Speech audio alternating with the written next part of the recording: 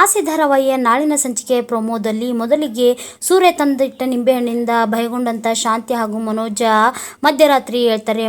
ಆಗ ಶಾಂತಿ ಈ ಕಸ್ತೂರಿಗೆ ಈ ಜೋಯಿಸ್ರು ಮಂತ್ರವಾದಿಗಳು ಎಲ್ಲ ಚೆನ್ನಾಗಿ ತುಂಬ ಪರಿಚಯ ಇದ್ದಾರೆ, ಇರು ಫೋನ್ ತರ್ತೀನಿ ಫೋನ್ ಮಾಡೋಣ ಅಂತ ಹೇಳಿ ತನ್ನ ಫೋನ್ ತಂದು ಕಸ್ತೂರಿಗೆ ಫೋನ್ ಮಾಡಿ, ಕಸ್ತೂರಿ ಈ ಸೂರ್ಯ ಯಾವುದೋ ಒಂದು ನಿಂಬೆಹಣ್ಣನ್ನ ಮಂತ್ರಿಸಿ ಜೋಯಿಸ್ರ ಹತ್ರ ಹೋಗಿ ಮಾಟ ಮಂತ್ರ ಮಾಡಿ ದೇವ್ರ ಮನೆಯಲ್ಲಿ ತಂದಿಟ್ಟಿದ್ದಾನೆ ಅಂತ ಹೇಳಿದಾಗ ಅದನ್ನು ಕೇಳಿದಂತಹ ಕಸ್ತೂರಿನೂ ಸಹ ಗಾಬರಿ ಆಗ್ತಾಳೆ.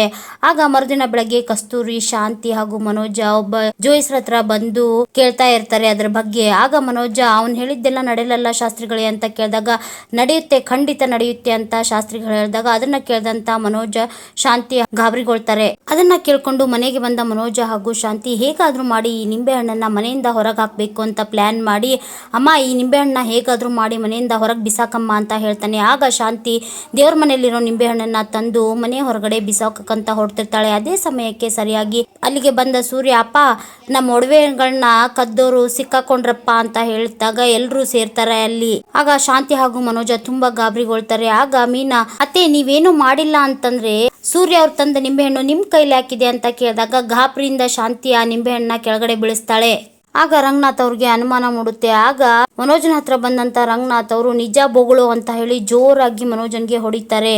ಆದ್ರೂ ಸಹ ಮನೋಜ ಸುಮ್ಮನೆ ಇರ್ತಾರೆ. ಆಗ ರಂಗನಾಥ್ ಅವರು ಕೋಪದಿಂದ ತಮ್ಮ ಬೆಲ್ಟ್ ನ ತಗೊಂಡ್ಬಂದು ಜೋರಾಗಿ ಮನೋಜನ್ಗೆ ಹೊಡೆಯೋಕೆ ಹಿಗ್ಗ ಮುಗ್ಗ ಶುರು ಮಾಡ್ತಾರೆ. ಆಗ ಮನೋಜ ಒಡವೆ ಕದ್ದಿದ್ದು ನಾನೇ ಅಂತ ನಿಜ ಒಪ್ಕೋತಾನೆ. ಆಗ ಮನೆಯವ್ರಿಗೆಲ್ರಿಗೂ ಶಾಕ್ ಆಗುತ್ತೆ.